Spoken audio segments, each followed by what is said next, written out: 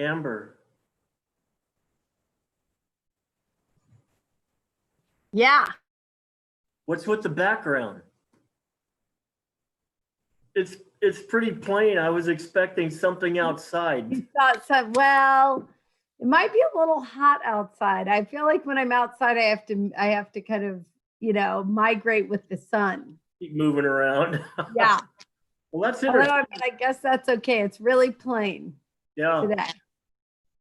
Well, it's entertainment for us when you do that outdoors. Looks like it might rain too. Actually, no, it doesn't. Boy, I haven't heard it's supposed to rain. Yeah. No, I was laughing because I kept having to move from the table to the bench to and then I had to reset my computer up. So I decided I'm just gonna. Well, your backyard looks really good. Yeah. Oh, thank you. Thanks. Yeah, you two are always in the same spot pretty much. And so's Heather. Heather's always in the same spot. I finally got my office back. Oh, yeah, right. Good. Well, I think we're live on YouTube. I have an area and I don't have an office. So I have an area in the house that is open and it's open air. And so when my kids come screaming through, it's So I've been meaning to say this for a long time, but John, I don't know if you're familiar. There's a comedian by the name of Zach Galifianakis. I mispronounced that, but he has a show called Between the Ferns. And every time you sit there in your chair, all I can think of is Between the Ferns. awesome. I just love it. What is this again? It's a story? It's a book? It's a comedian, Zach Galifianakis. He was in The Hangover. He was the goofy guy in The Hangover. I don't know if you've seen that. What else was he was in Due Date? I don't know what else he's been in, but he's As long as it can bring a smile to you, I guess that's good. Oh, absolutely. I don't think I'm ever going to get my office. Remind him, say, excuse me. Okay. Excuse me, council, for you guys to know we are on YouTube. No problem. I know what that means.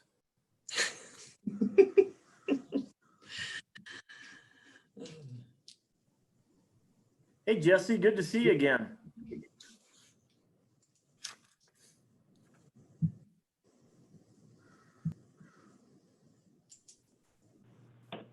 Oh, there we go. Yeah.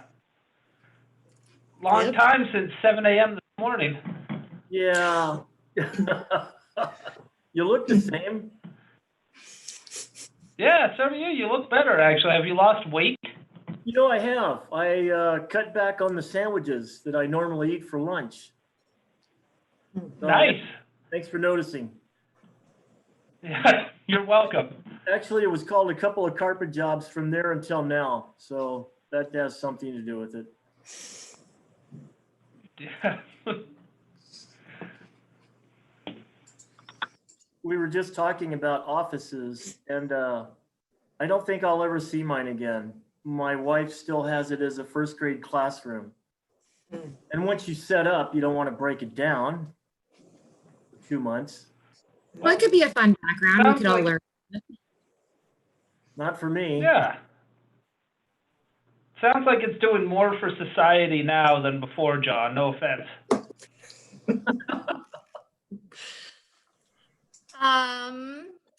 Are we, ooh. Okay. Are we ready to roll?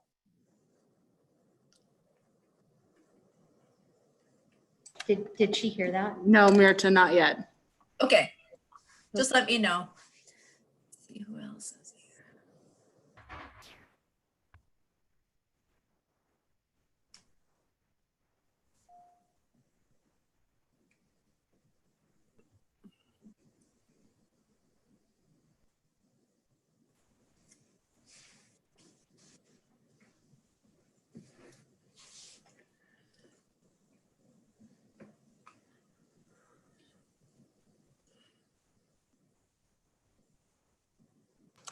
Hey, Mirta, we are ready to go.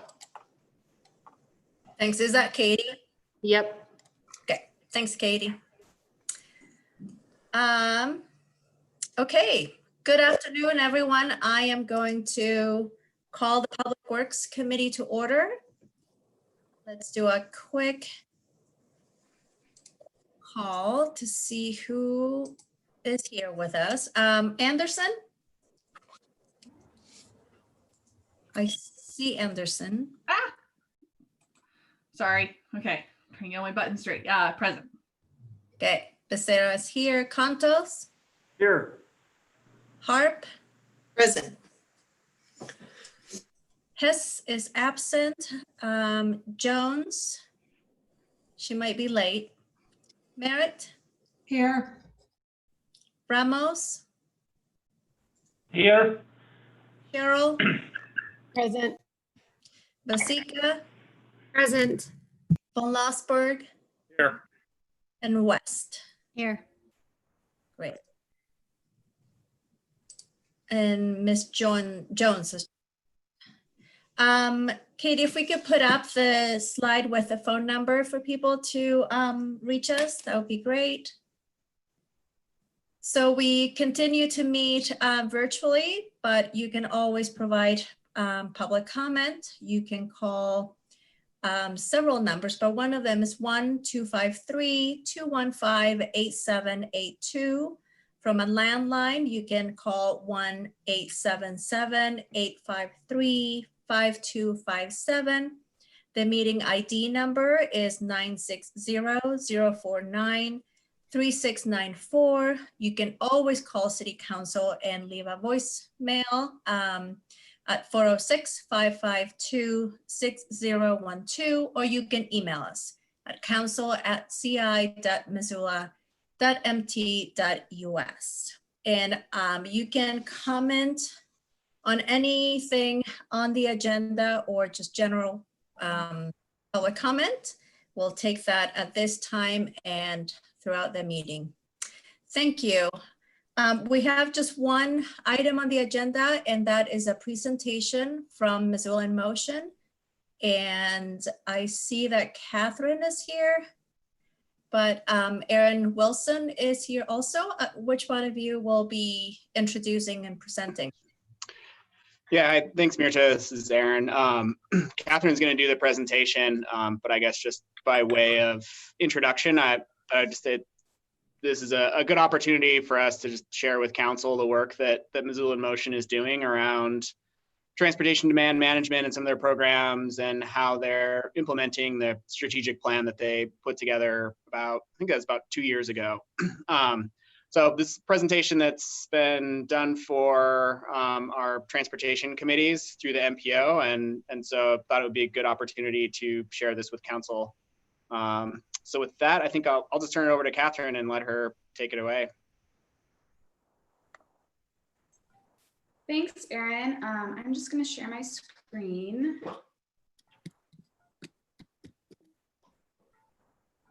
Okay. All right. Is this visible for everybody? Okay, great. I see now. Yeah, so as Erin said, I'm Catherine, Missoula in Motion. And we are part of the City Transportation Planning Department, and we've been around since 1997, and we are funded by Congestion Mitigation Air Quality Federal Grant Funding. And we really, our mission is to increase the use of sustainable transportation here in Missoula. And we really address the question of, if we build it, will they come? So we know that while building infrastructure is crucial, it is not enough and really needs to be done in conjunction, concurrently with efforts to educate and encourage people to also use it. So one quote that speaks to this that I really like is from Portland's Active Transportation Initiative, and it says, "As a region, we have learned that building complete bikeways and walkways is not enough. Sure, some people will use the infrastructure. If you build it, they will come. But if you build it and you encourage people to use it in ways that are meaningful to their daily lives, then they will come in droves, flocks, and stampedes." So this education piece is really important. We see it exemplified locally, especially in our downtown area. So we know Downtown, we're not lacking in sustainable transportation infrastructure. We've got great infrastructure already, ways to get around without relying on driving a vehicle alone. However, the majority of people still rely on that as their main mode of transportation. So the solution there is not really to improve our infrastructure, but rather to change people's attitudes. The work that we do directly supports many of the goals in our community's planning documents. So one example is the last update to the long-range transportation plan and the mode split goals that were adopted, the ambitious mode split goals. So we know that achieving this goals takes more than just increasing bus service or adding bike lanes, but it really requires also changing how people think about how they get around. Our programs really support our climate action goals adopted by this community. We know that transportation is the #1 contributor to greenhouse gas emissions locally. And so reducing that certainly is impactful.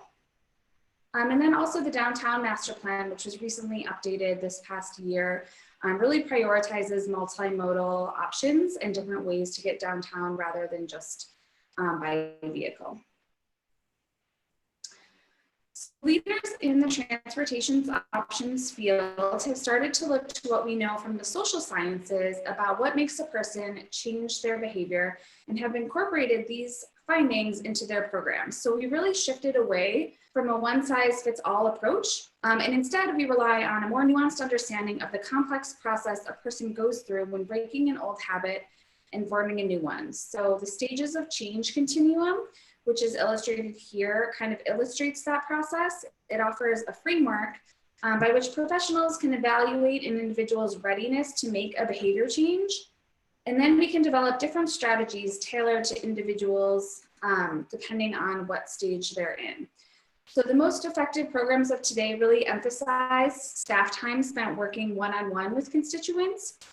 And define success not just by how many people are using and choosing to use sustainable modes, but rather by the number of individuals that move from one stage to the next on this continuum. So we really use this as a framework for all of our programs and how we measure impact. With that said, we really aren't expecting or trying to shift all drivers out of their vehicles for all of their trips. Rather, we're just trying to meet people where they're at and move them along to the next stage. We always emphasize that it's not an all or nothing approach. It's really about doing what you can when you can, and recognizing that even if that just means leaving your vehicle at home for one trip per week, we know that collectively those minor shifts can really have tremendous impacts community-wide. So this stages of change model has been used, was helpful in informing our strategic plan, which, as Erin mentioned, we adopted a couple of years ago in 2018. And so we've used that to set some strategic priorities that I will go over pretty quickly. So the first one is our Way to Go Missoula program. This refers to our online platform that supports many of our programs and also the individual encouragement initiatives that we run. Some highlights with that is our Guaranteed Ride Home program. We offer free rides home for folks that have that are able to use sustainable transportation to get to work and have something unexpected come up that prevents them from having a way home. So it kind of provides them with that kind of just security, knowing that, feeling more comfortable leaving their car at home, knowing that we have them covered if those unexpected circumstances come up every once in a while. We also have a carpool matching tool online where people can find other people to rideshare with, both for their daily commutes and just for one-time events. And then we also offer bike routes by level of comfort. Our second strategic priority is working with employers. We know that normalizing sustainable commuting within a workplace culture has proven to have a really strong influence on the decisions employees make about how they get to work. So we offer a number of different programs and can really customize our services depending on each employer and what their unique needs are. Probably our most notable program is our Commuter Challenge. Last year in 2019, we had over 100 workplaces throughout Missoula participate. And we frame this program to, rather than just having it reward the people who are already using sustainable transportation, we frame it so that the goal of the program is to get every single person at an organization to try sustainable commuting to work just one time over a 2-week period. So this really inspires people that have never considered it before to try sustainable transportation. And it really achieves significant mode shift. Our surveys really indicate lasting behavior change. And we just touch a lot of different Missoulians through this program that we can then engage with through the rest of the course of the year and through our different programs. The commuter challenge is usually the first 2 weeks of May. We did postpone it this year with COVID, and we are now going to be running this program in September. And so kind of when people are maybe transitioning back to school, we'll see what that looks like. But yeah, things look a little different this year. We've also done a campus commuter challenge in the winter the past couple of years and partnered with the university on that. Other workplace programs are workplace improvements, offer financial assistance to employers looking to add facilities that support sustainable transportation. So we offer funding and they provide match. And then we also, our workplace assessments are kind of like free consulting services. So we work really closely with an employer, often one that is struggling with parking demand and things like that. So we gather a lot of data based on their current employee habits, identify some barriers, and then work with them to set goals and then continue to support them in achieving those goals around sustainable transportation. The next workplace priority is neighborhood outreach. And this is a new program. It really reflects our commitment to working one-on-one with individuals and moving them along those stages of change that I mentioned. We launched this pilot program last year, and we focused on a section of the West Side neighborhood illustrated here. We selected an area that already had really great sustainable transportation options. We went door to door, provided people with personalized trip planning assistance, and then also free transportation resources. It was a really successful program, and we learned a lot about how to improve this sort of programming moving forward. We were hoping to focus on an area within the Franklin to the Fort neighborhood this upcoming year. However, with COVID, we didn't feel it was appropriate to be doing a door-to-door program. So instead, we changed it up a little bit. We're going to be focusing on residents that have recently moved, whether they're new to Missoula or just new to the neighborhood, taking advantage of that time of transition to influence the habits and help people form their new habits around transportation. And we'll mostly be doing that through mailings and phone calls and things like that rather than the door-to-door. And our fourth strategic priority is events. We know that benefits of events include shifting culture, behavior change, and celebrating successes, and also highlighting infrastructure. So we'll continue to engage in event-based education and outreach. However, we also know that events can have a tendency to reward those who are already committed to sustainable transportation. So for that reason, we've decided to deprioritize events, some of our events, and discontinue those that are difficult to link to behavior change.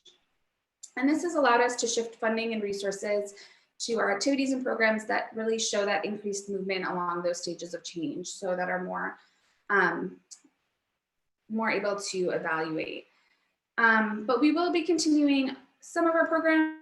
So for example, our Open Streets programs, where we provide space for people to bike and walk and kind of highlight some of our transportation infrastructure, and link that with our Wellness Card initiative. So we typically do our big Open Streets event downtown. However, we will be canceling that this year. So these programs will continue. However, they won't probably be up and running this year. We are working with the Franklin to the Fort neighborhood to potentially put on an Open Streets event in that neighborhood that highlights some of our neighborhood greenways and highlighting those connections as excellent ways to bike and walk to different neighborhood destinations. We also offer different support infrastructure for large events throughout our community. So we have bike valet racks that we lend out to different large events. So that's illustrated in this picture here. You can see at some of our large community events, there's just a large need for bike parking. So being able to accommodate that and then provide an amenity that encourages people to travel to an event by bike also really helps limit the need for parking. So that's kind of an overview of some of our programs. We've certainly had to change things this year with COVID. So some of the changes have been improving our telework resources. We've done a couple of webinars working with different employers to help support them in the transition to having all of their employees working from home, and then also helping identify ways that we can encourage employers to adopt telework policies permanently and maintain that as an option moving forward, since it's a great solution to reducing congestion as well. We also realized Bike Month is the month of May, and we saw the low traffic that we were experiencing during that month as a great time to promote biking and get people out, and saw a lot of people that were, maybe trying biking for transportation for the first time. So we did some different programming around that and had different ways for people to engage virtually, but encourage them to get out and ride as a safe way to both recreate and find ways to incorporate biking as a means of transportation. We also partnered with the MPO and Bike Ped Office and some different departments to promote our Greenway network these past few months. So highlighting the neighborhood greenways that provide safe connections for biking and walking for the community. And then something that we're looking to work on more moving forward, we're really hoping to see a shift locally towards adopting policies and regulations that support transportation options, as these will really be essential to achieving the goals adopted in our various community plans. We know that as our community grows, there's really a critical need to address how we regulate development and to start looking at it through a broader lens. So rather than just focusing on parking with a new project and how we can accommodate the number of vehicles that that project will attract, we need to start really taking a more comprehensive approach and factoring in how we can influence the demand, transportation demand in general, and also managing parking demand. And so with that conversation, I'm just looking at different ways that we can continue to explore transportation demand management and improve it here in Missoula. There are many things that are done in other places. So this is an example from San Francisco, but things that often you don't associate with transportation, but really can have a large impact in managing and reducing trips. And so things like on-site childcare, or affordable housing on site, things that you really wouldn't associate specifically transportation, but can have really significant impacts into reducing congestion and reducing the need for vehicle trips. And lastly, this is an example of our Commuters of Missoula series. So we like to highlight different individuals throughout the community that incorporate sustainable transportation into their daily lives. And so it's a great way to kind of provide some more qualitative stories about people using sustainable transportation, and rather than just kind of, we do a lot of programs that we rely on a lot of quantitative data where we're evaluating programs based on numbers and trips, but it's also nice to have kind of these personal stories as well. So with that, I will take any questions. Thank you, Catherine.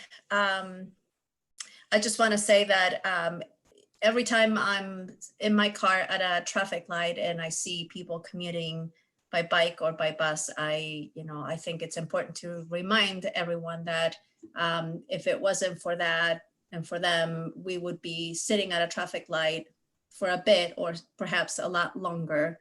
One less car certainly helps with our parking challenges, and it helps us keep healthy air quality.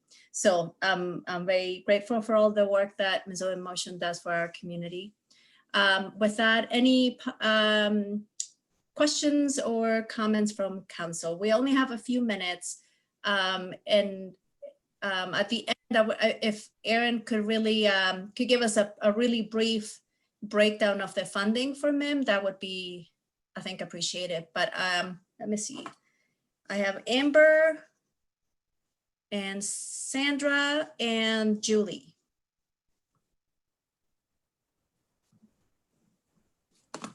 Amber, go ahead.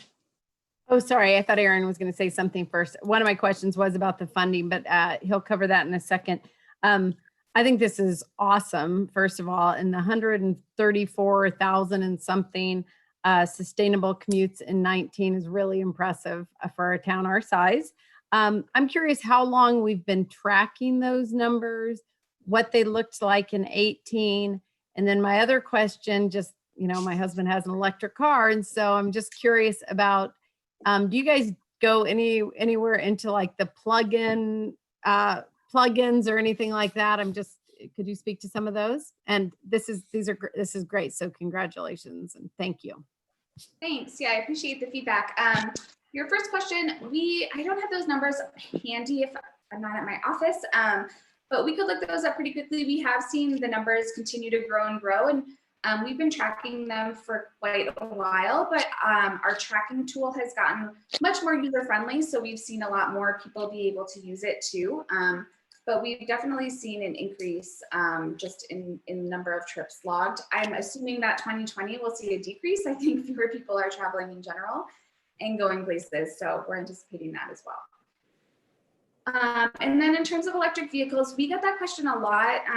We do support, of course, electric vehicles have a really great big impact on air quality. Our federal funding is specifically linked to both congestion mitigation and air quality.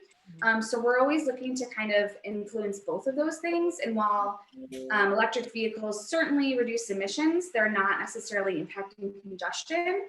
So we don't provide a lot of different encouragement programs for that, but of course we do support them. And we've worked a little bit with Climate Smart. I know that they are kind of trying to identify some ways to promote them locally as well. So. Yeah. Great, thank you. Sandra? Yes, thank you. I rode the bus a month ago just to kind of see what that was like and see how easy that was for my commute. I had some concerns. Is this the right place to air them? Yeah, we can certainly hear them. We work closely with Mountain Line, and they also have a community outreach person that can maybe answer questions better, but we can certainly pass those along to them as well if we can't identify. Okay, I just noticed that the bus left a couple of minutes early. I had to run. And I also noticed that the personal transportation device policy, the letters were too small. I couldn't read it. And I honestly, I didn't really know how to use the bus. I wasn't sure if I needed to pull the thing to actually stop or if they stopped at every stop. So I was hoping that they could put up some instructions for that. And it seems like common sense, but I didn't know. So just wanted to let you guys know that. It was a fun experience. Yeah, no, that's super helpful. We offer like ride-alongs. A lot of times people, if they're new at riding the bus and they want some extra guidance, we'd be happy to kind of ride along with you and kind of walk you through it. We also really promote their app. Sometimes I know some of the bus stops are timed, so they will leave at a specific time, but others, if they may be running early or late. So there is a really useful app where you can see where the bus is in real time. So you can even set an alert, like set an alarm 5 minutes before the bus reaches my stop, so I know when to leave my house. So that if it is running 5 minutes early, you know you have to leave a couple minutes early as well. So, but we can pass those other. I didn't know they had an app. That's really helpful. The app is great. I think we're technically out of time, but we're gonna move really quickly for a couple more minutes, if that's okay. Julie? Yeah, just a super quick request. Catherine, thank you for the presentation. As you guys move forward with planning for an open streets in the Franklin to the Fort neighborhood, I'd just like to ask that you include me on that communication, and because I would love to be just up in the loop on that. Thanks. And Aaron, do you want to quickly answer the question about funding, or do you need more time? Yeah. No, I think quickly, the quick answer is that Missoula in Motion is funded entirely through congestion mitigation and air quality, which is a federal funding source that comes through the MPO. I say 100%, there's always a local match with federal funds. And so Missoula in Motion does a really good job of getting partners to help fund that local match. So we get contributions from ASUM, from Mountain Line, from some private sources, some from the city and some from the county. And so that small contribution from those local partners gets, it's 13% essentially of the budget comes from local match. And then we get the other 86% from federal funds. So it is a grant funded program, and the amount of work that we get done for that amount is pretty significant. So that's the basic funding overview, I guess. If there are any specific details, if we don't have time now, feel free to reach out and I can shoot those out in an email or something. Sounds good. Thank you, Aaron. I'm gonna, for 1 minute, quickly open it for public comment. This is an information item only, but people feel free to provide any comment about this specific item.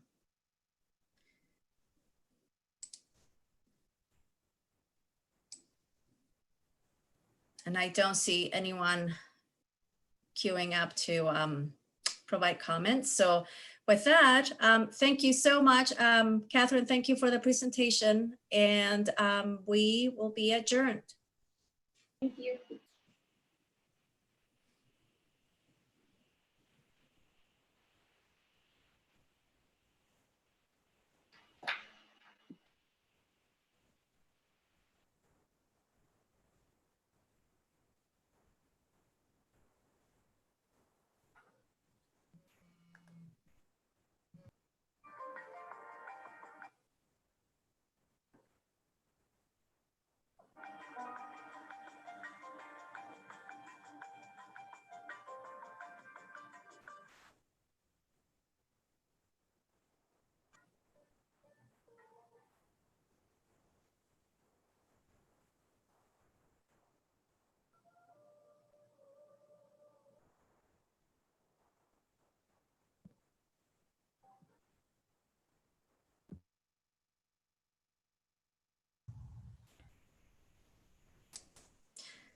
Gwen, I believe you need to be made co-host, and I'm sorry for taking some of your time.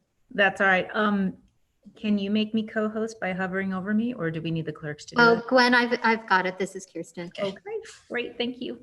By the way, since Marion has left the city, I will be taking care of ANF and BCAL for the season.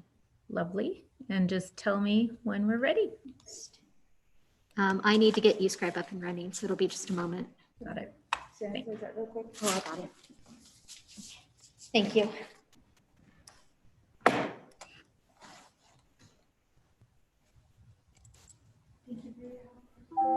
Thank you guys. That was great.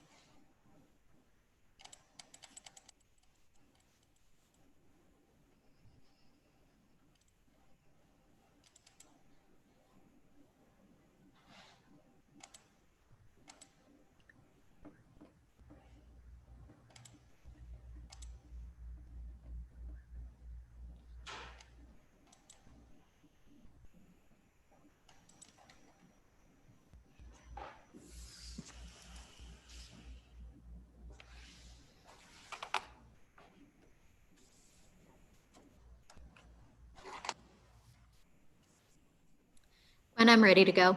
Excellent. Thank you. And Kirsten, I'm going to just start the meeting, and if you can just quickly, right after I start the meeting, put the virtual call-in information up, that would be helpful. I should probably find that on the desktop. Just a And I second. will- Yeah, I've got it ready to go. Excellent. Okay. Good afternoon. We're going to call Administration and Finance Committee to order. We are running virtual meetings, so if you want to make public comment on anything not on the agenda or else on our one agenda item, you will need to call in. So I'm going to have the court clerk put that up right now so that you can see the contact information for calling in, and I'll also read it out loud. The phone number to call in for public comment is 253-215-8782.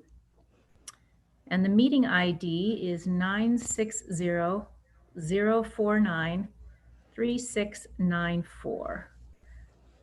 So the information is posted, and if you want to contact us to make any type of public comment, please be calling in. This will be a short meeting. Thank you, Kirsten. And in the interest of time, I'm just going to do roll call attendance in that we have everyone present except Jordan Hess today. He is absent. And we have approval of minutes from June 17th, 2020, which is when we finalized the sewer bonds, I believe. Thank you, Julie, for running that meeting. Were there any changes to the minutes? Seeing none.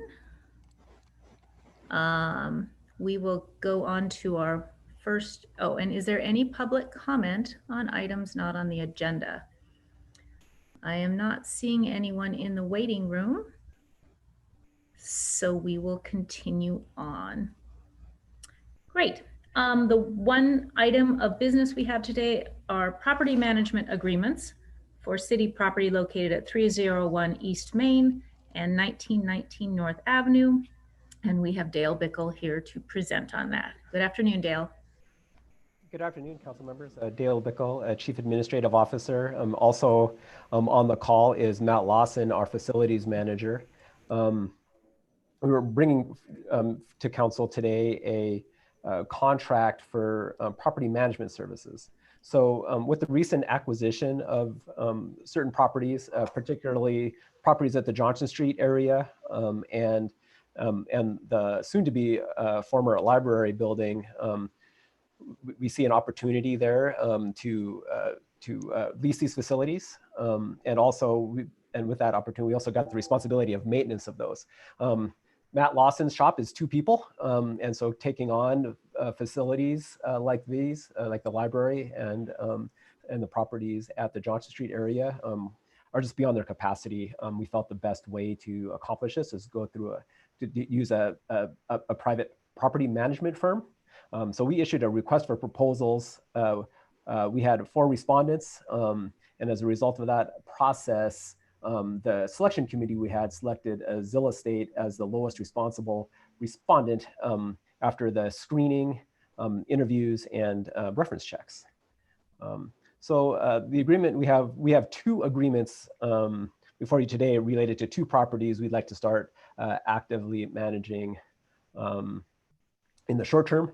One is the 301 East Main property, which is the library site. The library project is coming to rapid completion, and they expect to be moved out of there in August. And at that particular site, there have been tenants that have approached the city with interest of using it as temporary facilities while they are looking for places in Missoula, or actually looking to build as well.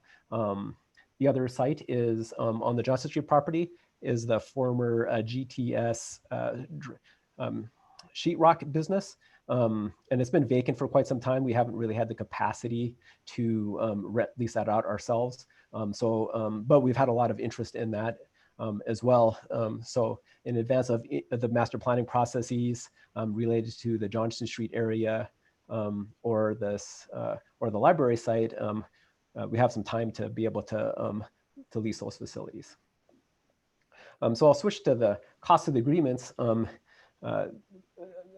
a result of the RFP, the cost is a flat management fee of $1,750 per month per property, and then plus an 8% markup related to the maintenance activities. This was the lowest cost of the respondents that we had.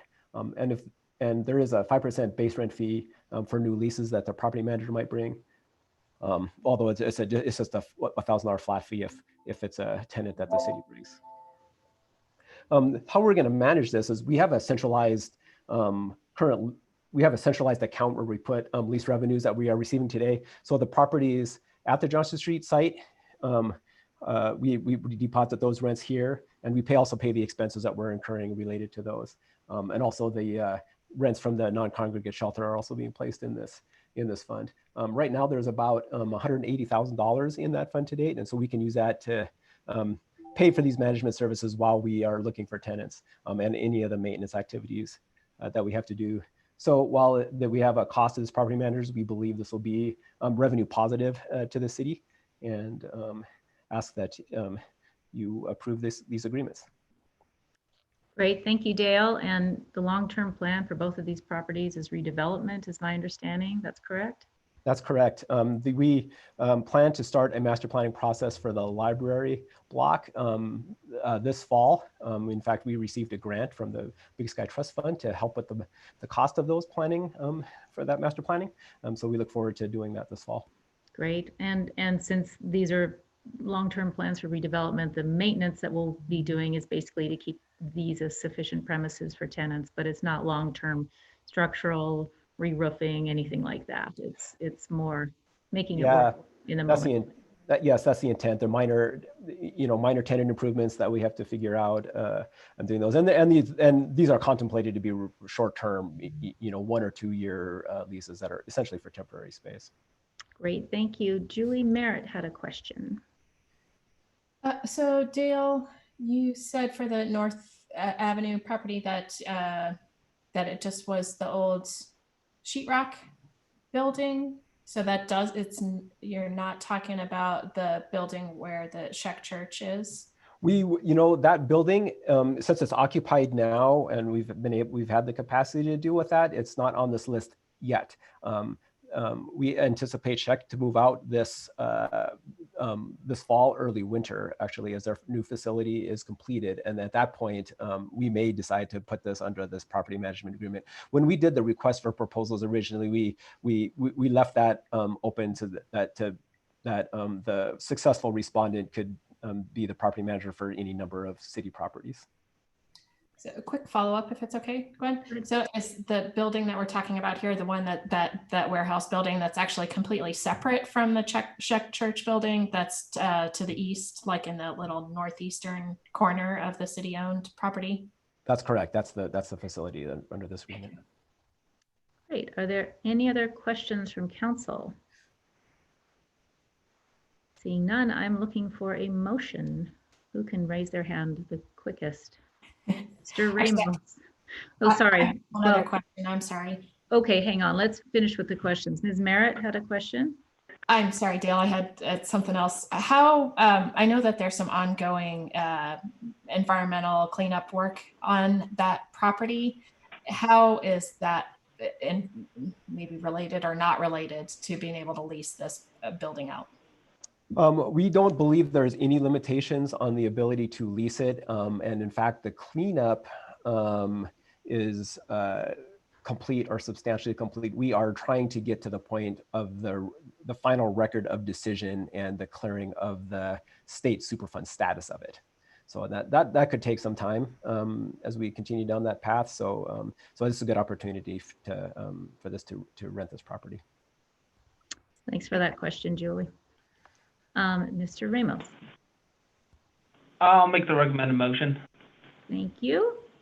Are there any other questions or comments on the motion from council?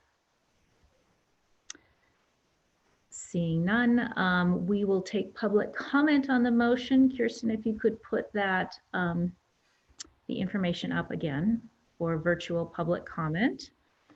And I'll read the number off. Phone number to call for virtual public comment on this item is 253-215-8782. And the meeting ID is 960-049-3694. So we'll give it a couple of seconds here. If anyone has public comment, we would love to hear from you.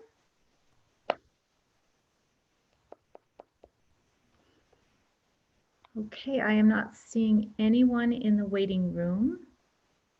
So we will do a roll call vote on this item, please.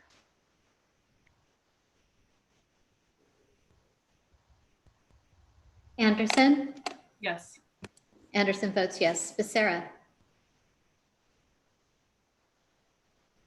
Yes. Becerra votes yes. Contos? Yes. Contos votes yes. Hart? Yes. Hart votes yes. Jones? Yes. Jones votes yes. Merritt? Yes. Merritt votes yes. Ramos? Yes. Ramos votes yes. Cheryl? Yes. Cheryl votes yes. Vasika? Yes. Vasika votes yes. Von Lossberg? Yes. Von Lossberg votes yes. And West? Yes.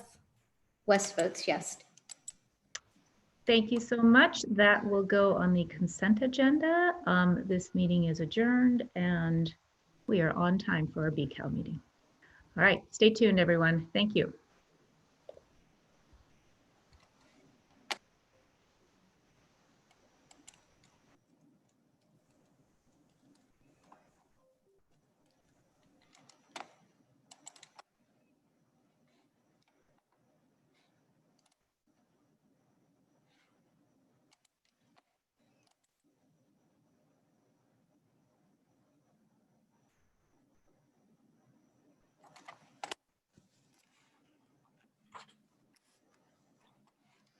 Hey, Kirsten, let me know when you get a second. Brian, are you chairing this next meeting? Yes. Okay, I'm going to make you a co-host. Yeah, and could you leave Gwen as a co-host? Yes, I have both of you as a co-host.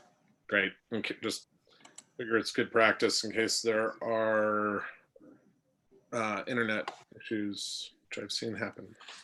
Yes.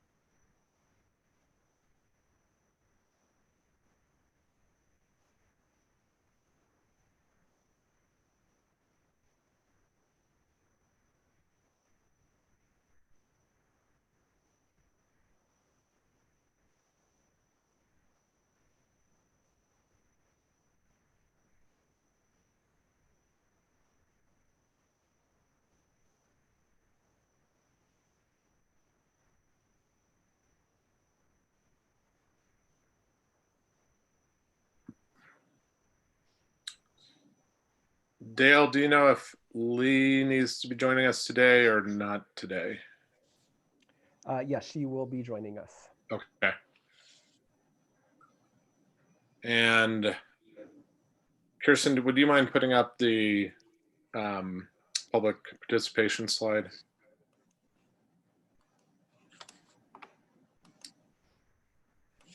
Thanks.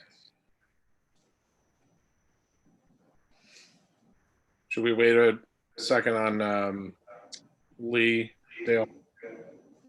I think we could start. The mayor is going to start with his introduction of the letter. So. Okay. And Kirsten, are you ready to go? Yes, I am. Okay. Well, thank you, everybody. I will call our first Budget Committee of the Whole, affectionately known as BCOW, for this next fiscal year to order. First item we have is roll. Kirsten, would you mind reading off the roll? Not at all. Anderson? Present. Becerra? Present. Contos? Here. Hart? Present. Hess? Jordan's out today. Jones? Jones? Present. Merritt? Here. Ramos? He's absent today. Thank you. Cheryl? Present. Besika? Present. Got Von Lossberg and West. Present. Was that a present from West? I could barely hear. Yes, she's giving thumbs up. She is here. Thank you. We've got everybody except for Hess and Ramos. Great, thanks. We don't have any minutes to approve. This is our first BCOW committee meeting for this next budget. We have the City Council public comment information up on the screen. I'll mention a few pieces of that. There are a few different numbers you can use to call in.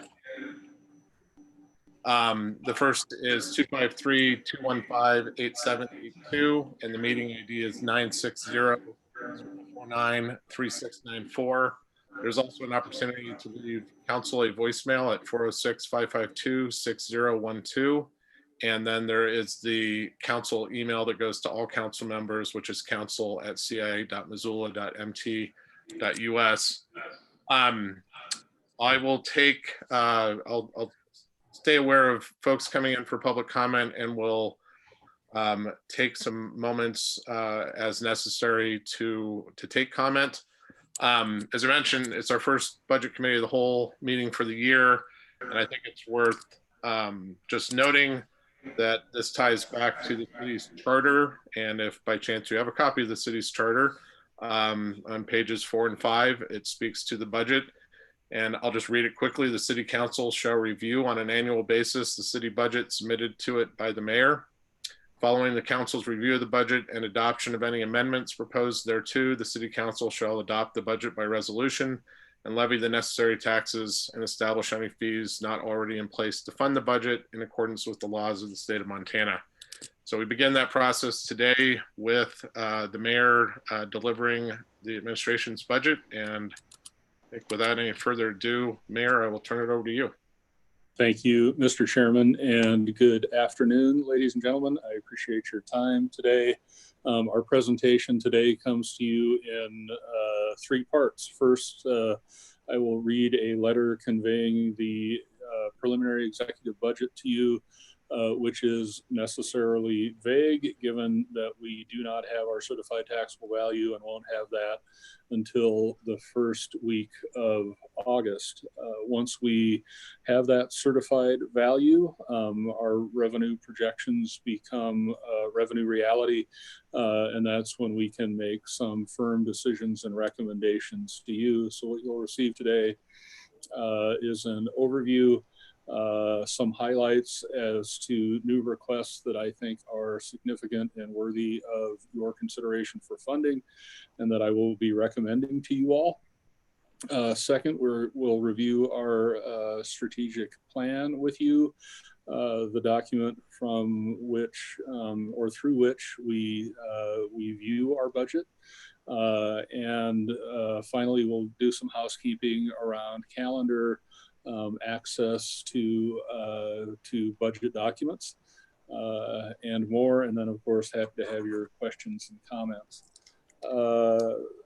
Council members, this letter conveys the City of Missoula's preliminary executive budget for fiscal year 2021. And because of remarkably strange times in the world, nation, state, and local government, this letter is light on numbers and heavy on ideas. As I repeated in these letters to the council and the community over the years, our budget is a reflection of community values, and that is not a new concept as suggested recently in some public comment. And those values are distilled over time and in the moment.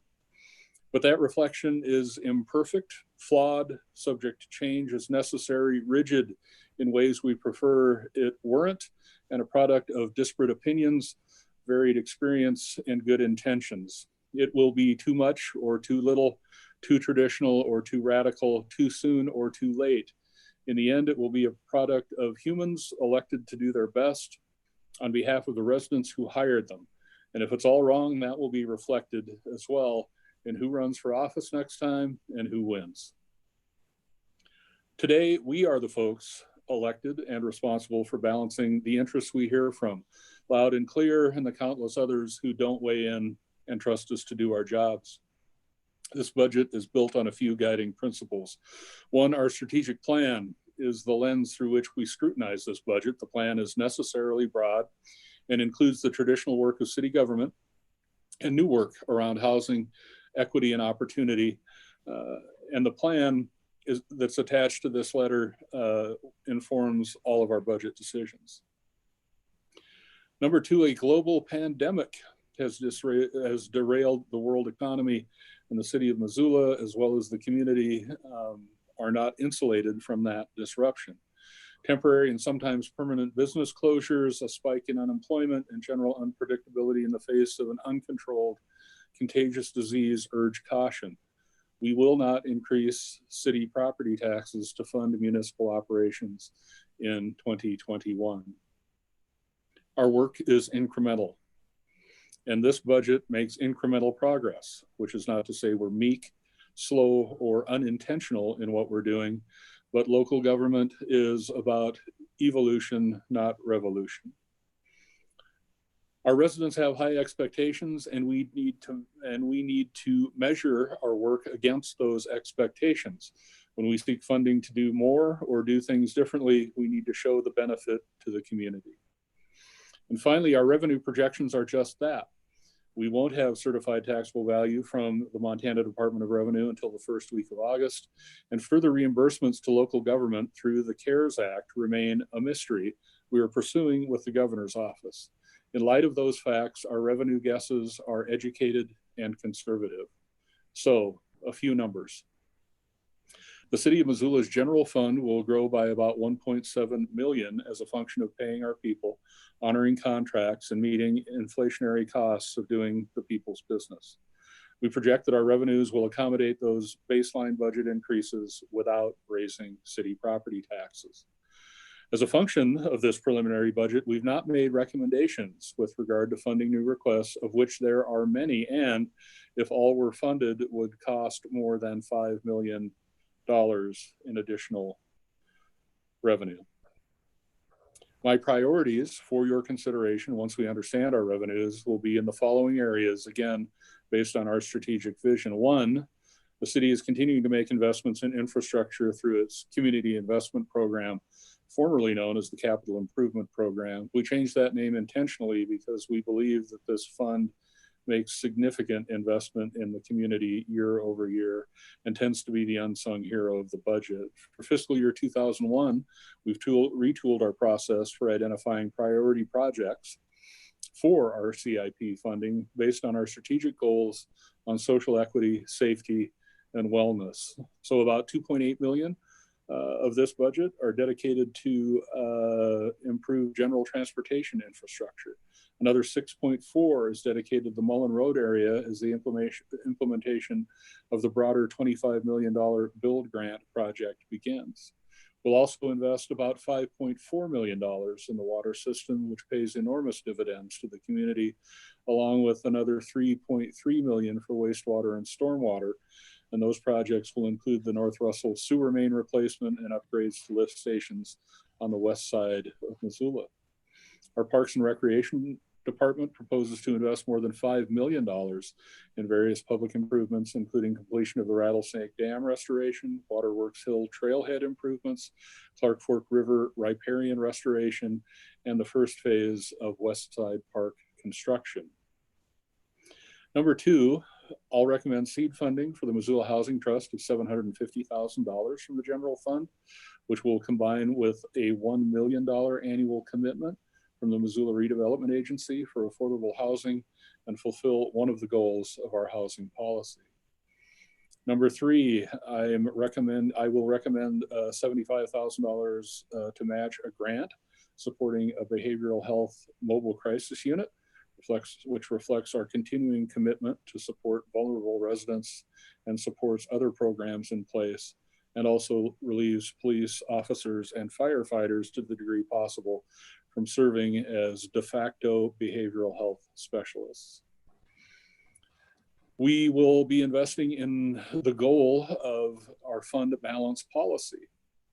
We may, if the numbers work, have a full rainy day fund for the first time in a very long time, which allows for more responsive budgeting, potentially enhanced credit, and the ability to meet community needs in times of crisis.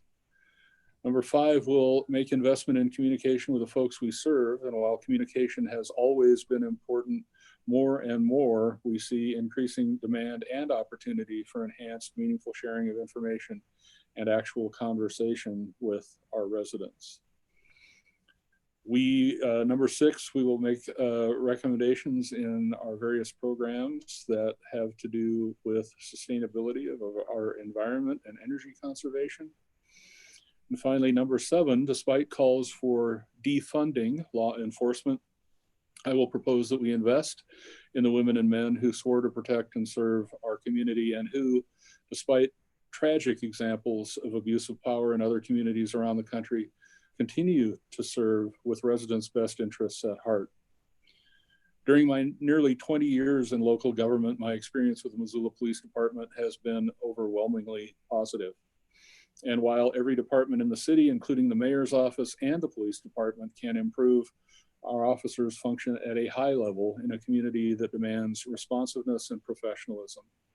I will advocate for a significant increase in support for training our officers, for protective equipment that we'd never consider extravagant for a firefighter, for the basic dignity of a place to change clothes and shower, and for the technology that protects the public and officers in the form of a robust body-worn video system. I am not tone deaf, nor are our police chief, command staff, and officers, but in the storm of demonstration and outrage, all justified based on a long history of injustice perpetrated on Black people, Indigenous people, and others of color, along with the LGBTQ+ community, the poor, the mentally ill, and others who live in the minority. Some facts about Missoula have gone missing on social media, where everyone's opinion is unfortunately given the weight of fact. Our officers responded to more than 60,000 calls for service in the last year. About 0.3% of those calls resulted in use of force complaints. And of those, of all of those calls, still fewer, 0.04 resulted in complaints and discipline of officers. Most interactions between police officers and residents are in response to a call for help. Those calls range from disputes among neighbors to human tragedy, including child abuse and neglect, domestic violence, grisly accidents, alcohol and other drug-fueled crimes, thefts, threats, assaults, murders, and so much more. Our officers respond to souls in crises of all ilk, and rightly or wrongly, they are most often the first responders in cases of mental illness at the boiling point. We can and should and will continue to steer resources to appropriate responses to folks struggling with mental illness, homelessness, hunger, poverty, addiction, and other afflictions most of us wouldn't wish on our worst enemies. But that doesn't happen overnight. And in the meantime, I strongly believe that our continued and enhanced investment in training our officers in crisis intervention and racial equity, in implicit bias, injustice, de-escalation, and use of force is the right thing for our community and our officers. I also believe a well-trained, well-equipped police department is not mutually exclusive to funding innovative programs to address issues that aren't criminal, but do require intervention. And until those programs are fully in place, our officers will be providing that intervention. I met with members of the Missoula Police Association last week for an hour of conversation and questions. Those officers, some with 30 years of experience and some very new to the profession, are suffering for the actions of a few in faraway places. The sincerity and commitment they bring to what they believe is a calling to serve and protect is palpable. The pain they feel because murdering bullies have sullied their profession is also palpable. They know, as we all do, that none of us is perfect, that we can grow and change and improve through experience and training policies and procedures, and are willing to do so with our help. I am proud of our department and our officers and grateful for the work they do day in and day out. We will bring you final recommendations upon receipt of our certified value in early August. In the coming weeks, you'll hear from our leadership team about their work, their requests, and how all of that fits into our strategic vision. You'll have an opportunity to ask questions, opine, and consider what you as a legislative body with ultimate control of the budget consider priorities. And I look forward to those conversations and hearing from the public as we do this important work together. And at the risk of belaboring a point, I'm compelled as the person accountable to and for our police officers and all of our employees to leave you with a message I received from a Missoula police officer in the wake of my meeting with his association last week. Quote, "I love Missoula, and it is painful to see the divisiveness and the misunderstanding, and of course, the hurt and injustice at the root of the recent protests. I too think MPD can grow and become better. It's one of the top reasons I chose law enforcement, to be continually challenged and put in environments and situations that personal growth was necessary for success. I remember I thought of cops before I was one. I remember how much I did not know and understand, though I thought I did. Even now, coming up on being a 2-year officer, there are many, many things that come new to me daily. I'm still very much a rookie. However, I do have a unique perspective, and if you need people to take part in conversations with the public, I would be willing to help. I know that people hate me and hate my profession. I didn't sign up because I thought I was going to be Mr. Popular. Even before George Floyd, cops were not well liked, and I get that. However, I do respect law enforcement, and I respect our community. I do not think racism has any part in our community. I believe we can use this time as an opportunity for transparency and growth and compassion, as well as our commitment to service to the Missoula community. Let me know if I can help. With that, I leave you to deliberate, and thank you for your hard work on behalf of my hometown of Missoula, Montana. Thank you, Mayor. Is Aaron going to present next? Yes. Okay, thanks, Aaron. Just 1 second before you start. Thanks for that, Mayor. Just a couple check-in points process-wise. I wanted to emphasize the point for folks that, as the mayor's letter mentioned, and as I've mentioned, we will receive Department of Revenue numbers the first week of August.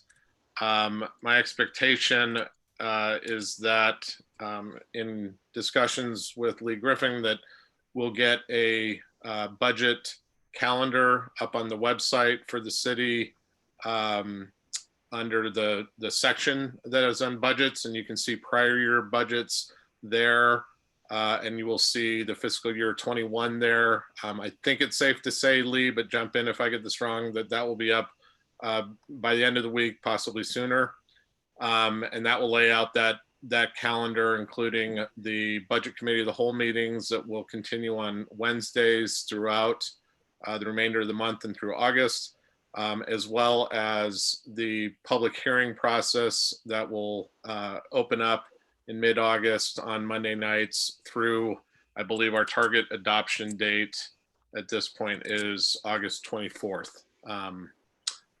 Lee, did I misstate anything that you'd like to correct me on?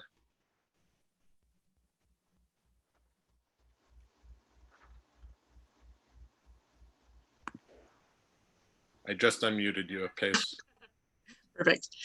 Tech problems today. Nope, everything is correct. And after Erin does her presentation, I was going to walk through that calendar, the website, the documents, and that whole process. Thank you. Thanks. Okay, we'll go to Erin.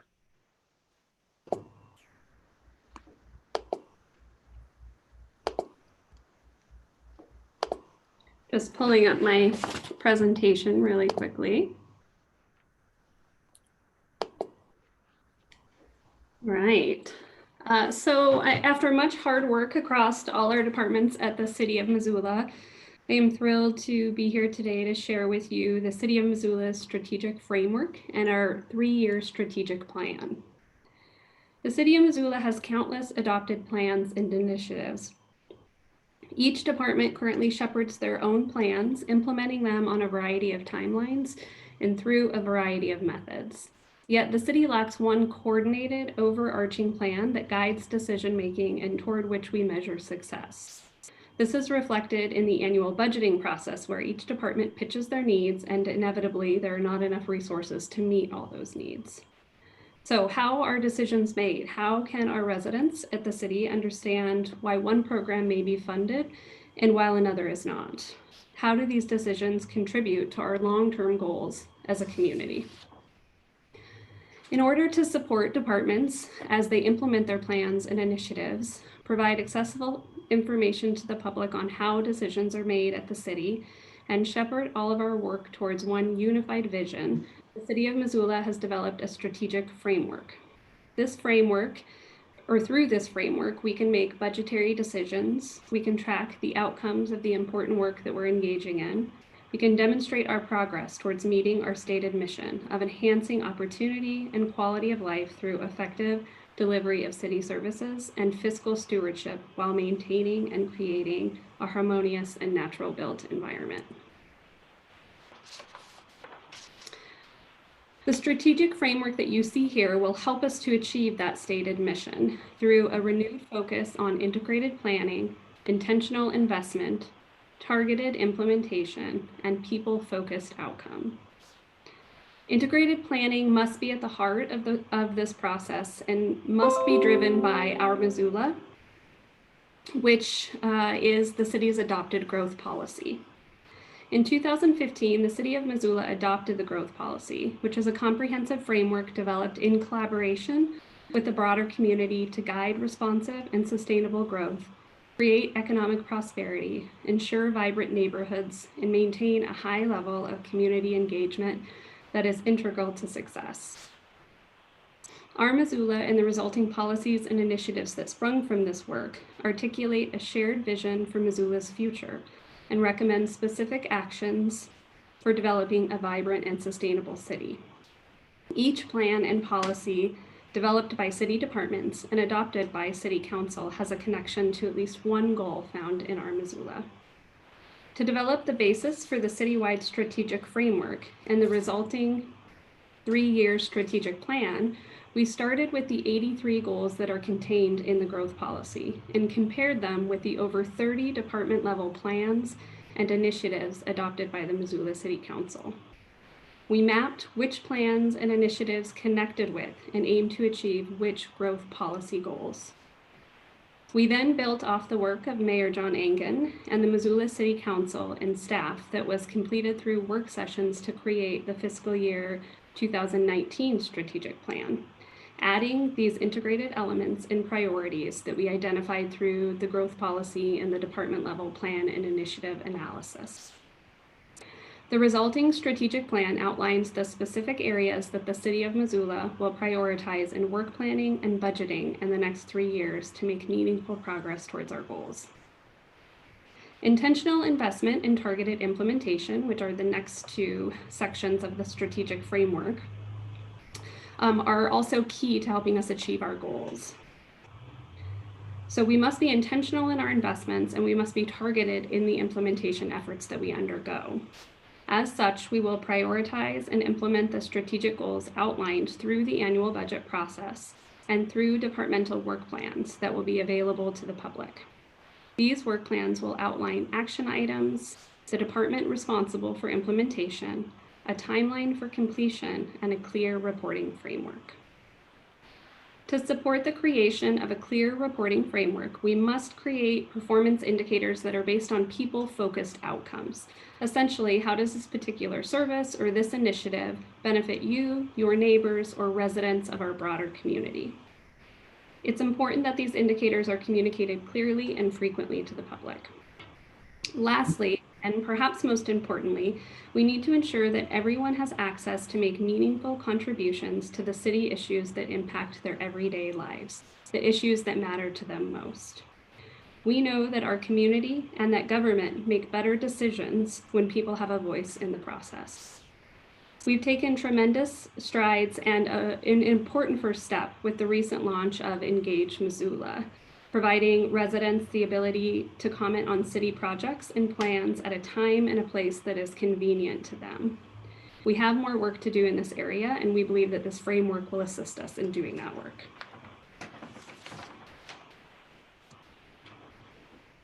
So I'd like to spend just a few minutes talking about the City of Missoula's 3-year strategic plan.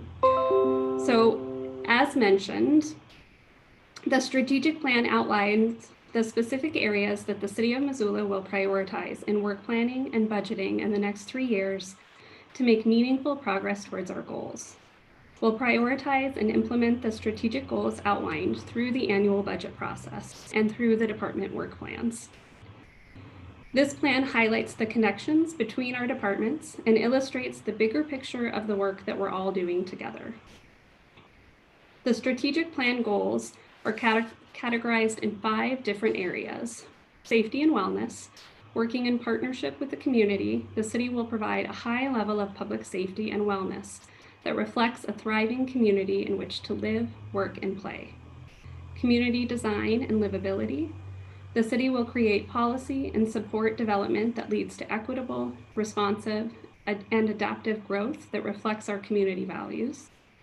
Environmental quality. The city will maintain and improve our natural environment and support individual and community health. Economic health.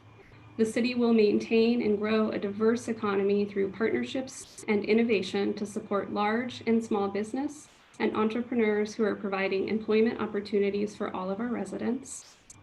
And organizational excellence. The city will foster a transparent, nimble organization of employees challenged to provide high quality, responsive, and innovative services efficiently and effectively.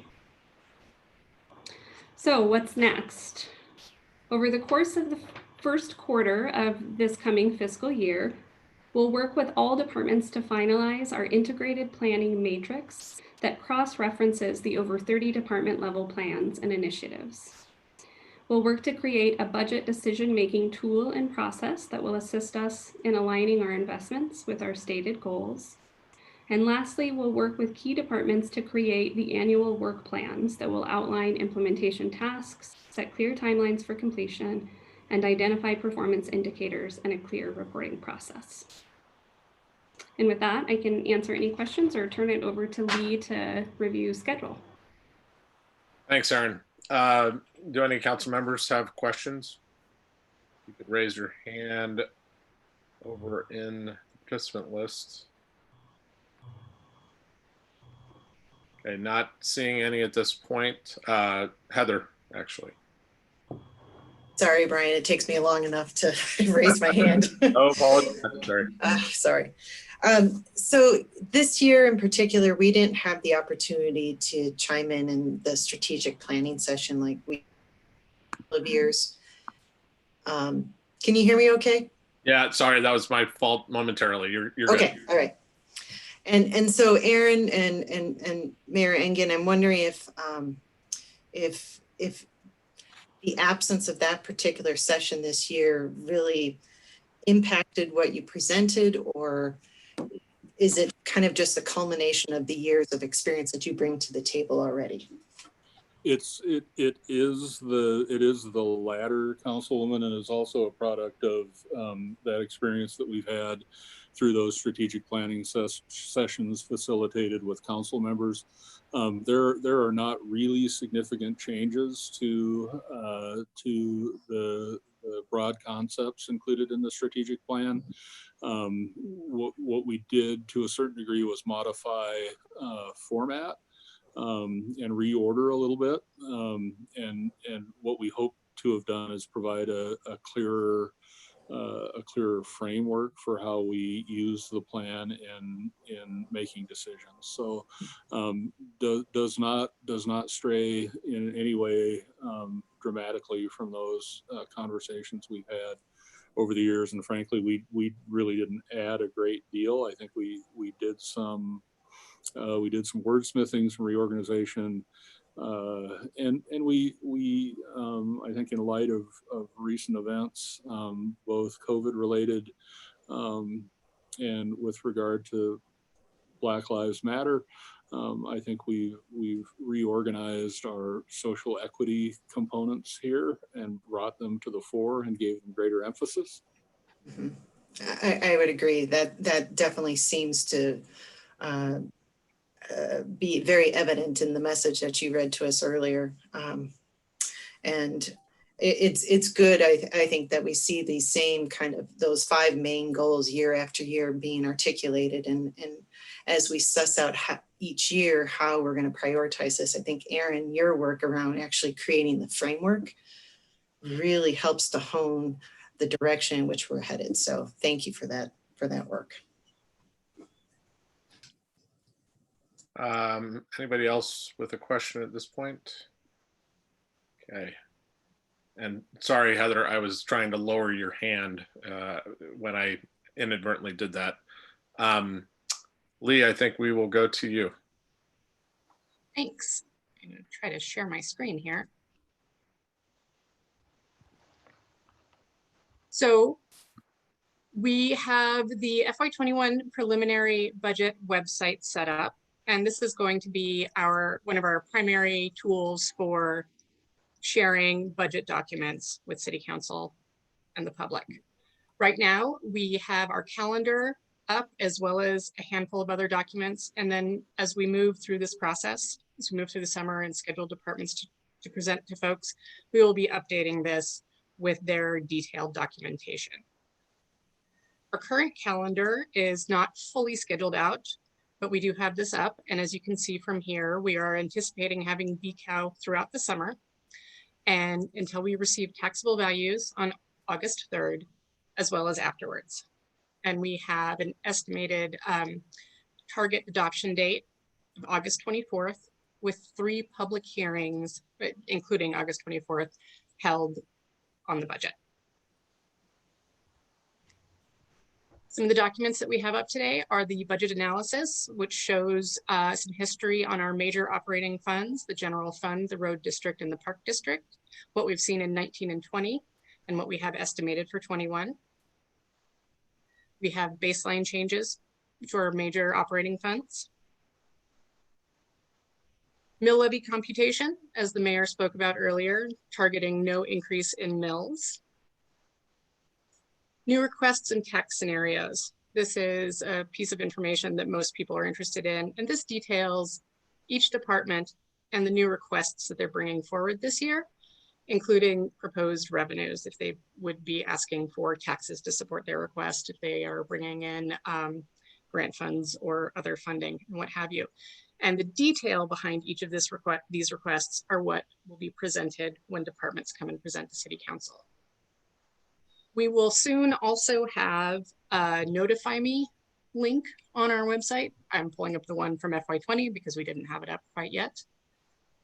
And Ginny Merriam is going to speak a bit, I believe, to the Engage Missoula page, which is also linked to on our website.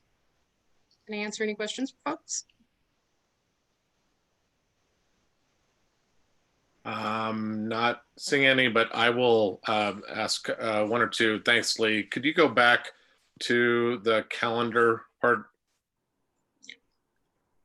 Not so much a question, just, yeah. Wanted to get this up there, and I apologize. You think the budget calendar on the website will be up when? It is up now. Oh, it is up now. Okay. Thanks. And so we will see these dates. So folks, if they went to the budget section of the city website, would find the draft calendar up there alongside the mayor's budget letter, I believe. And I'm not looking at it obviously right now, as well as the material that Aaron spoke to. Our plan is to have that up on there. Correct. We will get those linked. Okay. Thanks very much. Any other questions from folks? I guess one last thing for me before we go to Ginny is I would highlight for folks a couple dates on here, and we'll obviously revisit this, but I think a couple of dates I'd highlight would be August 5th is in advance of the public hearing, and I believe procedurally for the public hearing, we would need to move a budget to council for the public hearing at that point. That doesn't preclude additional amendments. And in fact, the budget is not final until final adoption. And so I just want to highlight for folks that August 5th, Wednesday BCAL committee meeting, I would highlight those public hearing dates of the 10th, 17th, and then particularly the 24th. The 24th is the targeted final adoption. So no questions in there, just highlights. With that, let's go to Ginny.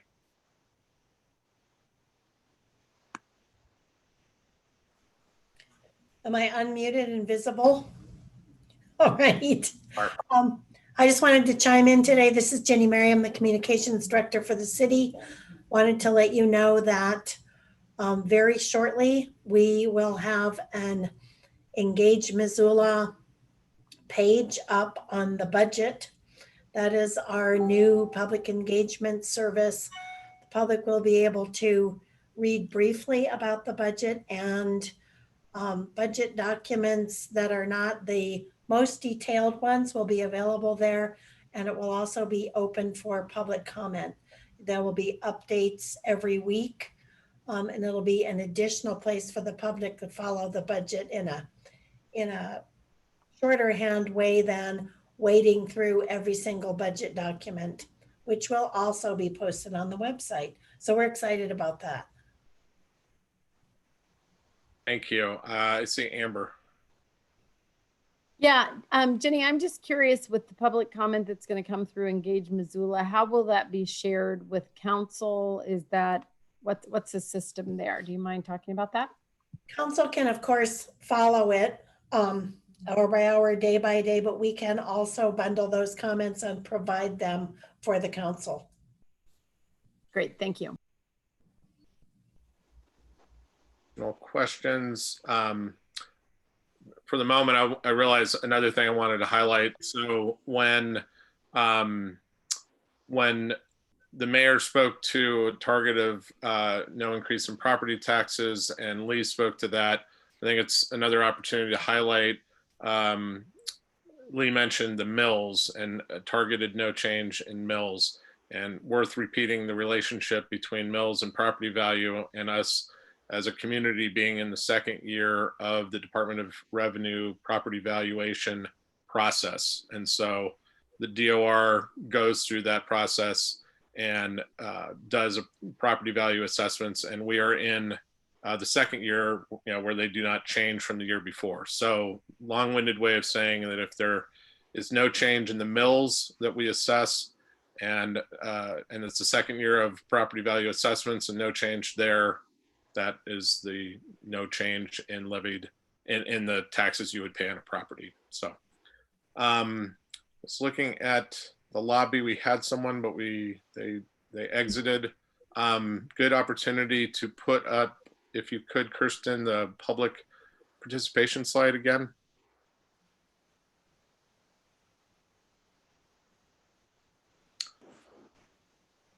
Thanks. So just repeating, and we'll have this through the duration of the process. The phone number, 253-215-8782, meeting ID 960-049-3694.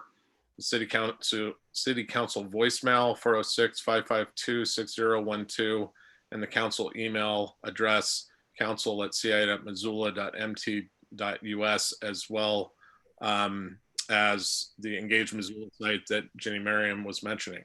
And with that, we actually have someone in the lobby, and so I will go to public comment.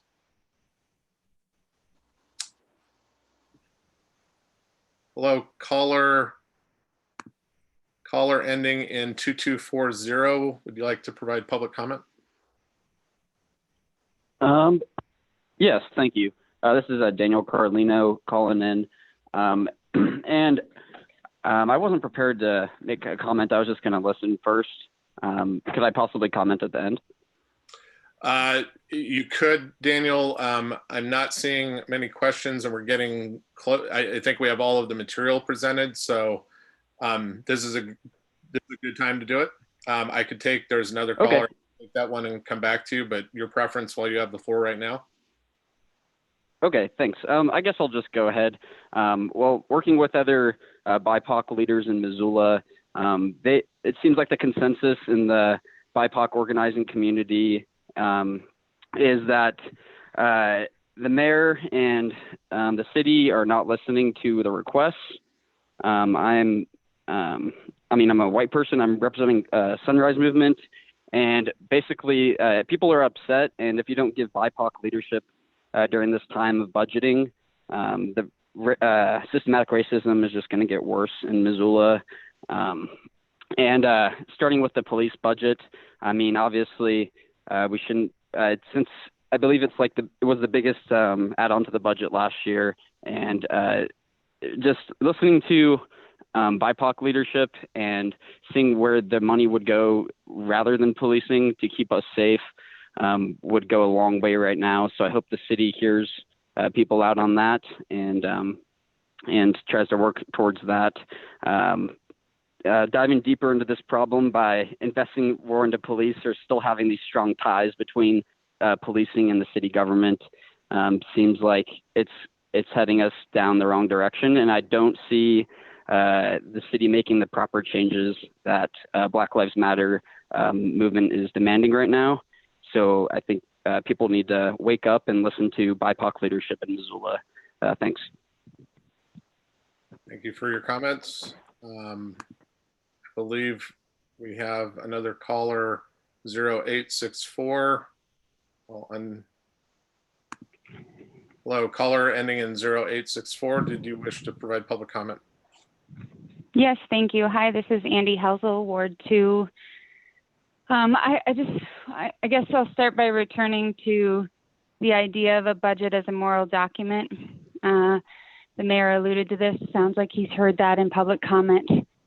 And in that regard has been listening. I'm assuming that's where a lot of the defensiveness in his letter comes from.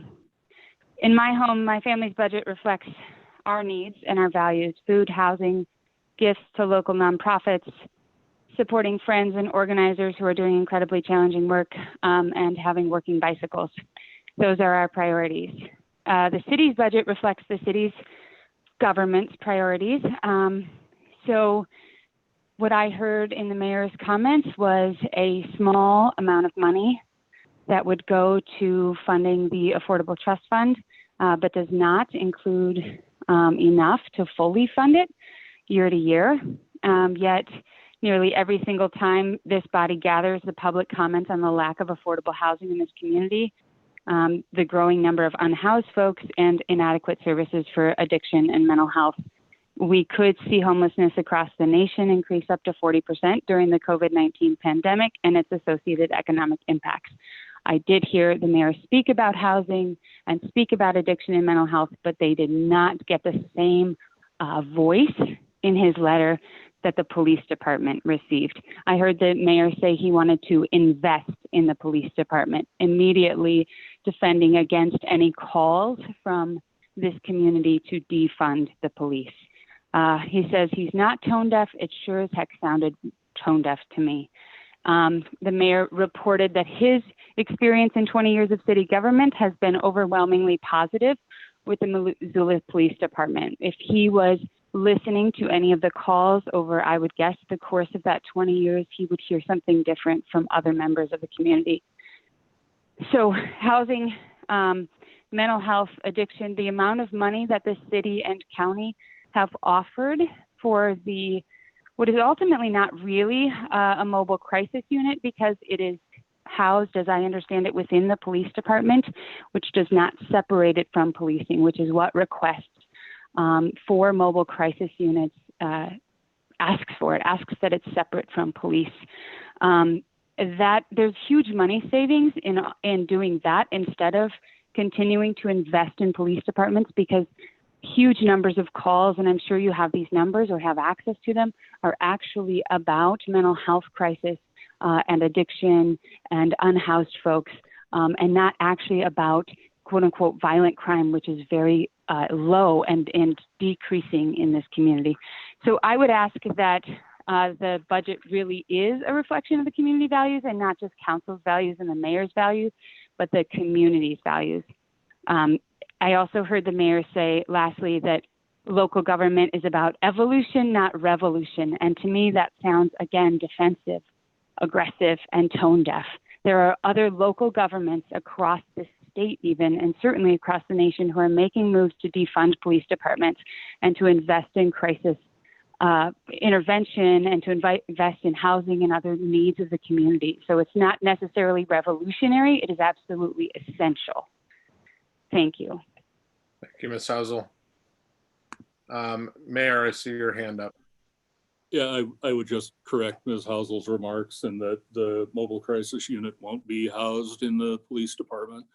And I would also suggest that at the risk of sounding defensive, she spends some time with Aaron Pahan and Teresa Williams, talking about significant investments we've made over the years in ensuring that people have homes in our communities, and that their mental health needs and behavioral health needs are taken care of.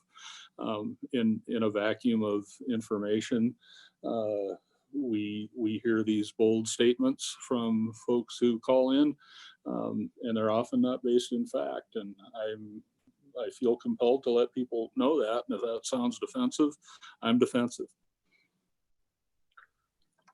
Got two people in the waiting room. I'm going to take the first one.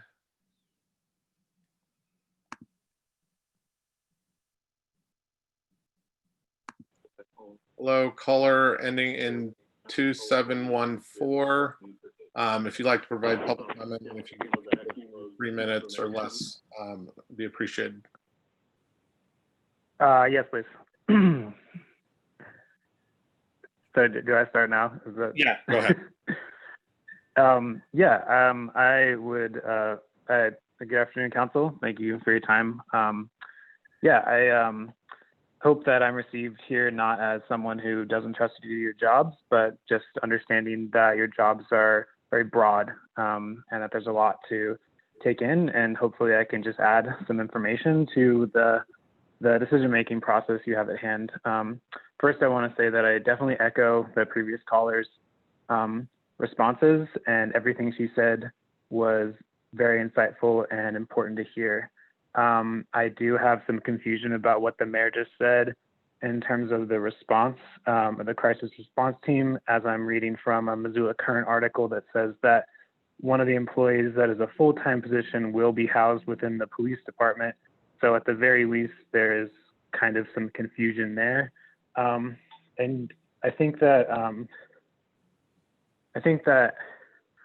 I want to echo that I appreciate your thoughtfulness, Mayor, but I do hear a tremendous amount of tone deaf in what you've said.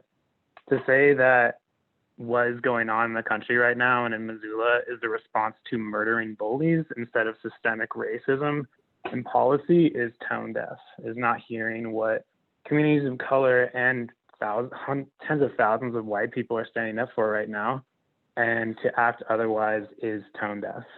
I think that we need to scrutinize thoroughly the police budget and justify that budget. And as of now, I think it's very difficult to do that in my experience as just a layperson because the numbers are hard to see. We seemed, at least the understanding I have of how we fund police right now is based on service calls. And looking at the past budgets, I've seen that service calls for fiscal year 2018 were 54,000. And in looking at the accounted for calls of the breakdown, I could only come up with 41,000, leaving me with around 13,000 calls I couldn't account for. So I would just ask that the scrutiny and the level of examination and transparency being applied to the police budget be increased and made more accessible, and the data be made available or at least in existence.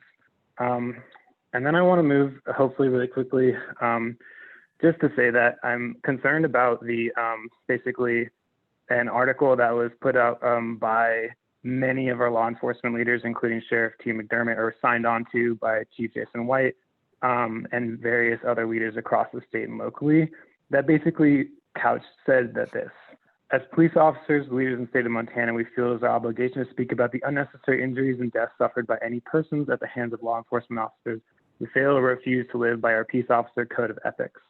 And I want to say that I read this not as an extension of an olive branch to people who are feeling outraged about racism inherent in our policing systems, but rather a closing of the ranks of the blue line.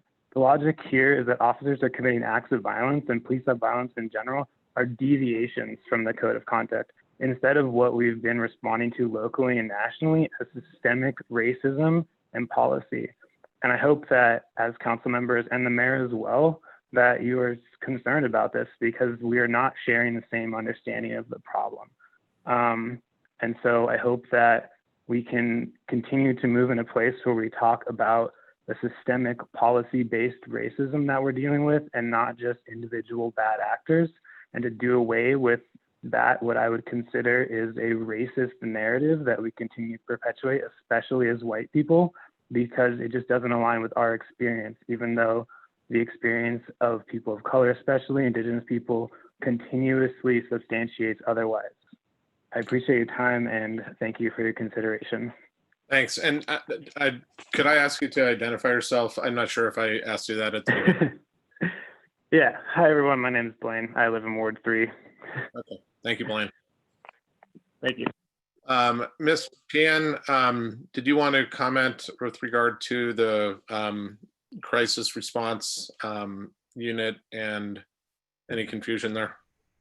Yeah, I think that the press around this has been slightly confusing. The article that was in the Current yesterday that I believe folks are referencing was in regards to grant funding to hire a crisis intervention team program manager. The crisis intervention team is a specific training regimen or training model that is geared specifically towards law enforcement officers. And so that position, which will be a training position and a coordinating position for the multi-jurisdictional crisis intervention team model, does live in law enforcement in Missoula, the Missoula Police Department. That is not the mobile crisis team. The mobile crisis team is a separate program, which both Missoula County and the city of Missoula are putting funds towards to develop a alternative response, a mobile crisis team response that will be embedded within community partners, not within law enforcement. Thank you. I've got another public comment person I'm going to admit.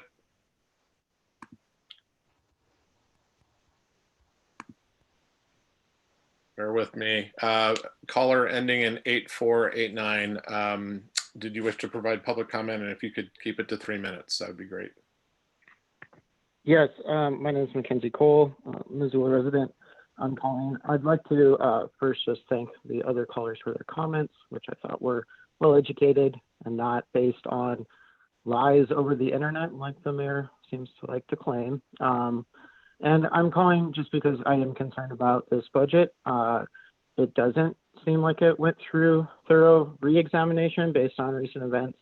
And I also would like to echo other callers' concerns about this budget and the mayor's presentation as looking for opportunities to do a yeah, but rather than looking for opportunities to make real and systemic change. Systemic racism is a problem in this community that's been echoed by our BIPOC community, and not standing up and taking the opportunity to hear that right now would be a tremendous failure on the part of you, Mayor, and also the rest of the City Council. Where I'm impressed by some of your all's actions at honest listening and look forward to more opportunities for that. And I'm also looking forward to really digging into this budget to point out opportunities for change. And we hope that that will be met with open ears rather than this digging in that we're starting to see on the part of y'all for defending the current status quo. Listening to BIPOC voices and suggestions, I think is going to be huge in this upcoming budget proposal. And I would also just ask that you restate or clearly state what time the public comments will be open on the budget. Thank you. Thank you. I will just reiterate for folks that public comment is always available via email. There is Jenny Merriam, the communications director, indicated that there will be a public comment feature associated with the Engage Missoula platform. Again, there's no specific period. That's a 24/7 electronic platform for commenting. And then there is the more formal process during public hearing as well as committee meetings. So there's opportunities during committee meetings.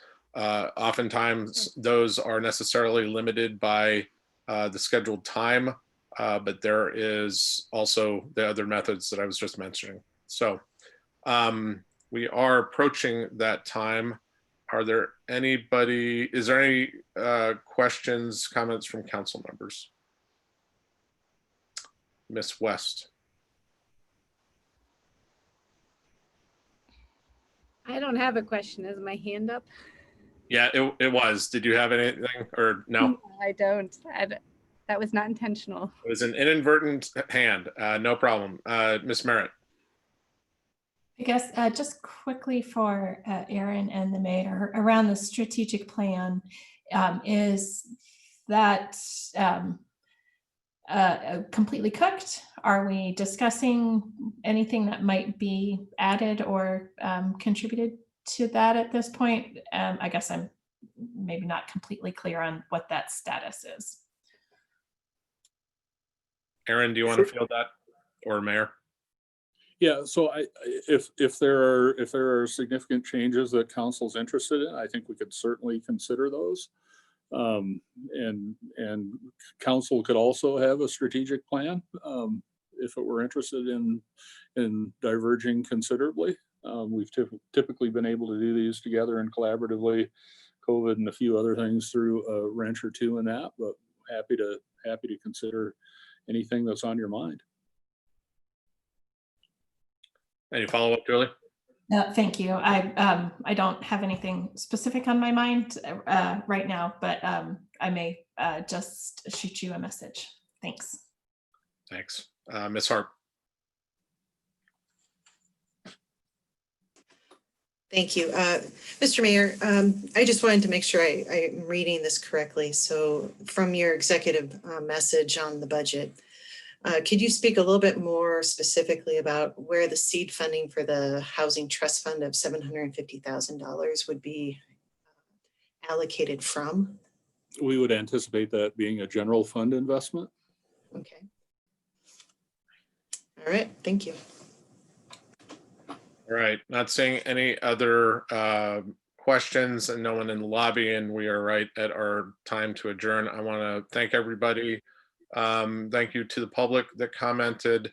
I will quickly say, and I have said it elsewhere, but it will bear repeating. I recognize the existence of systemic racism, absolutely, and I think I'll just speak for myself and continue to be interested in and attentive to the voices and leadership and how we address that. It's going to take a long time. There are things that we can do now, tomorrow, and well into the future, and I'm committed to do those things. Ms. Cheryl, we'll have last opportunity. Yeah, I just wanted to make a quick comment. I think that I'm making a plug for the Dismantling Racism class that the U is offering toward the end of this month. And I just suggest, this is systemic racism is not something that's going to be solved overnight, and it's going to be solved by having good policies and good funding. And we are at the beginning of talking about that. But I would really promote, this is not something that I come from my background with great tools to figure that out. And so I am spending time educating myself, and I promote the public and council to do that as well. And, reading and beyond. So just wanted to make that comment. Thanks. We are out of time. Thank you, Mayor, Aaron, Lee, and everybody else. We are adjourned. Bye, everyone.